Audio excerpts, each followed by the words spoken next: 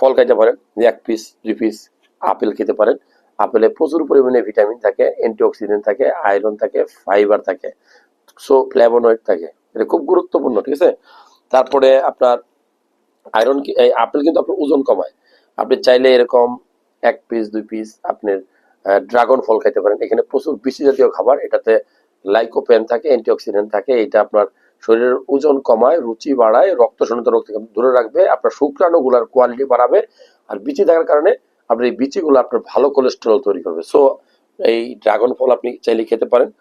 এছাড়া বিভিন্ন রকমের সব বিভিন্ন দেশি ফল পাওয়া যায়, যেমন লটকন, দেখলেই চিনতেছেন, 4টা বিচি আছে, বিচি সহ খেয়ে ফেলতে পারবেন, কারণ এটা ভিটামিন সি, সাইট্রাস ফল, এগুলা ভিটামিন সি থাকে। এটা আপনার স্কিন ভালো রাখবে, ত্বক ভালো রাখবে, রোগ প্রতিরোধ ক্ষমতা বাড়াবে, খাওয়ার রুচি বাড়াবে। আপনারা দোকান থেকে কত ভিটামিন সি ট্যাবলেট কিনে খান, আয় হায়। আমি বলবো যে ওগুলো না খেয়ে আপনি এই ধরনের, এই যে এখন লটকন, আমরার সময় আমরা, কাঁচা আমের সময় কাঁচা আম বা পাকা আম, কাঁঠাল, হ্যাঁ, তারপরে চালতা, এরকম অনেক ফল, গাব আমরা কিন্তু খেতে পারি। খাইলে কি হবে, আপনার শরীর